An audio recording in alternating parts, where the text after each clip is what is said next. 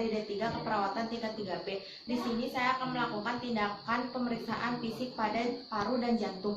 Tujuannya itu untuk mengetahui adanya masalah pada pernapasan dan pada kardiovaskuler. Indikasinya itu pada pasien yang mengalami gangguan pernapasan. Kontraindikasinya itu pada pasien yang mengalami fraktur dan adanya lesi. Ada alat-alat untuk pemeriksaan fisik jantung dan paru. Di sini ada handscoon, lalu ada stetoskop dan pulpen untuk menandai. Selamat pagi Pak, saya perawat Feliza yang bertugas pada pagi hari ini dari pukul 7 sampai pukul 2 siang. Apakah benar dengan Bapak David? Betul. Bapak, di sini saya akan melakukan tindakan pemeriksaan fisik jantung dan paru. Tujuannya ini untuk mengetahui adanya kelainan pada pernapasan atau pada jantung Bapak. Tindakan ini dilakukan selama 10-15 menit. Apakah Bapak bersedia? Bersedia. Kalau begitu saya izin untuk mengambil alat dan mencuci tangan ya Pak. Iya, Bu.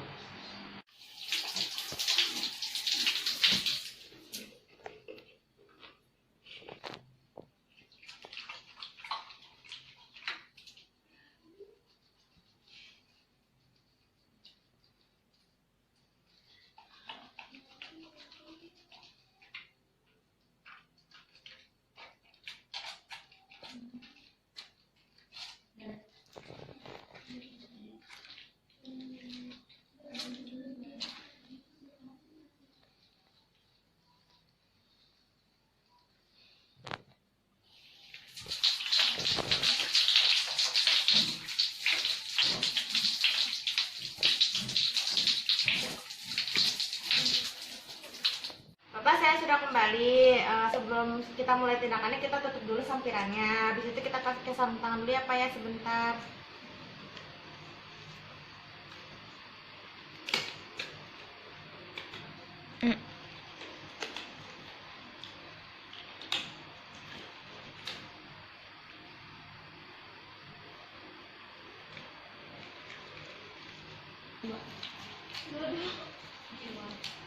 Matanya ikterik atau anikterik, terus habis itu kita lihat konjungtivanya, anemis atau anemis, kita lihat. Setelah itu kita lihat mulutnya ada sianosis atau tidak. Terus habis itu bagian leher itu kita lihat trakeanya itu abnormal atau tidak. Kalau abnormal itu dia ada kelainan yang disebut dengan deviasi. Terus habis itu kita palpasi bagian lehernya, ada pembesaran atau tidak. Adanya pembesaran kelenjar tiroid atau tidak. Habis itu ada pembesaran JPV atau tidak. Adanya massa atau jejas. Setelah itu kita meminta pasien untuk membuka bajunya. Bapak, maaf, dibuka dulu ya bajunya Pak. Setelah itu kita lihat dadanya itu simetris atau tidak, adanya jejas atau tidak, dan adanya memar atau tidak. Setelah itu dilihat juga adanya kelainan atau tidak, seperti barrel chest itu dadanya cembung, lalu funnel chest itu cekung, dan pigeon chest itu dada burung. Itu kita lihat di tulang belakangnya juga ada kelainan atau tidak, seperti kyphosis, lordosis, sama skoliosis. Nah, itu kita lakukan pemeriksaan vokal premitus dengan meminta klien mengatakan 99. Bapak bilang 99 ya Pak ya? 99. Untuk tujuannya itu untuk mengetahui suplai udara antara paru-paru kanan dan kiri itu seimbang atau tidak. Setelah itu kita lakukan juga pada bagian belakang, meminta pasien untuk mengucapkan 99. Bapak ucapkan 99 ya Pak ya? 99. Setelah itu meminta pasien untuk berbaring Pak. Boleh berbaring Pak? Bagus. 3. Lalu setelah itu kita lakukan krepitasi yang bunyinya itu meminta pasien untuk tarik nafas. Pak, tarik nafas ya Pak ya. Adanya nyeri tekan atau tidak Pak? Ya, terus. Tarik nafas lagi Pak. Nah, itu kita lakukan perkusi pada paru-paru. Tujuannya itu untuk mengetahui perbandingan antar ICS-nya. Dimulai dulu dari atas klavikula. Perkusi pada atas klavikula dekstra. Terus atas klavikula sinistranya. Setelah itu pada ICS 1 mid klavikula dekstra. Terus ICS 1 mid klavikula sinistra. Setelah itu ICS 2. ICS 2 mid klavikula dekstra. ICS 2 mid clavicula sinistra. Setelah itu ICS 3. ICS 3 mid clavicula dextra. ICS 3 mid clavicula sinistra. Di situ ICS 4. ICS 4 mid clavicula dextra. ICS 4 mid clavicula sinistra. Itu kita perkusi di ICS 4 mid axilla dextra. Kita lakukan juga di sebelahnya. Di ICS 4 mid axilla sinistra. Itu di ICS 5 mid clavicula dextra. Dan ICS 6 mid clavicula dextra. Suara perkusi normal pada paru itu suaranya resonan. Tetapi pada ICS 5 mid clavicula sinistra itu suaranya lebih redup atau pekak karena sudah memasuki batas jantung bagian bawah. Lalu setelah itu kita lakukan auskultasi menggunakan stetoskop.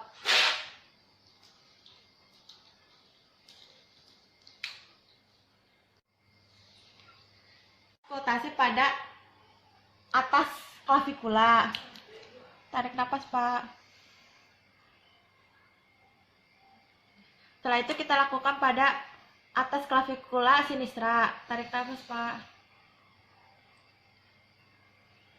Setelah itu pada ICS 1. ICS 1 mid clavicula dextra. Bapaknya disuruh untuk tarik nafas, Pak. Terus ICS 1 mid clavicula sinistra. Tarik nafas, Pak.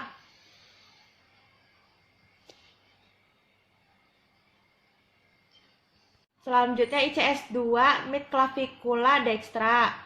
Pak, tarik nafas, Pak. Terus ICS 2 mid clavicula sinistra. Tarik nafas, Pak.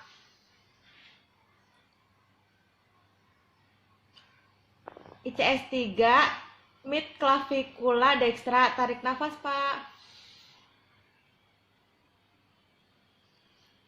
Terus ICS 3 mid clavicula sinistra. Tarik nafas, Pak. Setelah itu ICS 4 mid clavicula dextra. Tarik nafas, Pak. Terus ICS 4 mid clavicula sinistra. Tarik nafas, Pak. Suara auskultasi pada paru itu vesikuler. Ada juga suara abnormal paru itu seperti wheezing. Wheezing itu penyempitan pernapasan seperti asma. Lalu ada stridor. Stridor itu seperti mendengkur atau mengorok. Lalu ada ronci. Ronci itu seperti adanya lendir. Setelah itu ada suara crackless itu seperti gesekan kayu. Lalu dilakukan juga pada bagian belakangnya. Setelah itu kita lakukan pemeriksaan pada bagian jantungnya. Sebelumnya kita lihat dulu perikardiumnya, adanya massa atau tidak, adanya jejas atau tidak, adanya jaringan parut atau tidak, terus simetris atau tidak. Terus kita lihat juga ictus cordisnya yang sejajar dengan putih susu atau di ICS 5 mid clavicula sinistra. Normalnya ictus cordis itu tampak atau tidak tampak. Jika abnormal, ictus cordisnya itu bergeser ke arah kanan atau kiri atau mengalami RFH atau LFH. Dan kita lakukan palpasi pada ictus cordis di ICS 5 mid clavicula sinistra atau di bawah putih susu.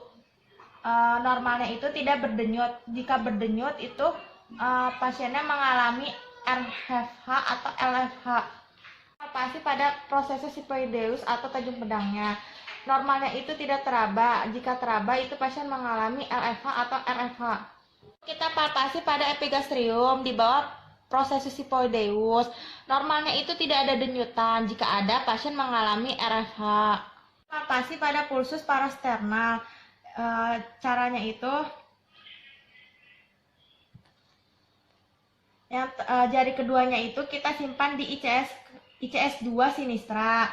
Jari ketiganya itu kita simpan di ICS 3 Sinistra. Lalu jari keempatnya itu kita simpan di ICS keempat Sinistra. Kita lihat adanya denyutan atau tidak. Normalnya tidak ada. Kita cek trilnya.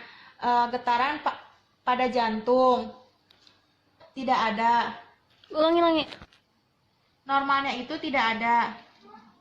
Ada getaran, pasien mengalami gangguan atrium fibrasi. Lalu kita cek nadi pasien. Itu kita lakukan perkusi untuk mengetahui batas jantung. Batas jantung kanan atas itu ada di ICS 2 linea parasternalis dextra. Batas jantung kiri atas itu ada di ICS 2 linea parasternalis sinistra. Batas jantung kanan bawah itu ada di ICS 5 linea parasternalis dextra. Batas jantung kiri bawah itu ada di ICS 5 mid clavicula sinistra. Kita perkusi.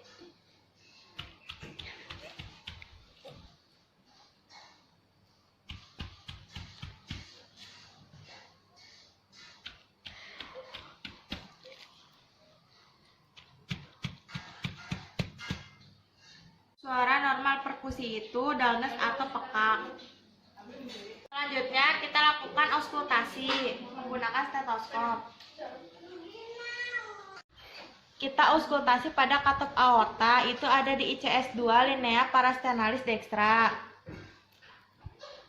Evaluasi hasilnya itu S2 lebih besar dari S1.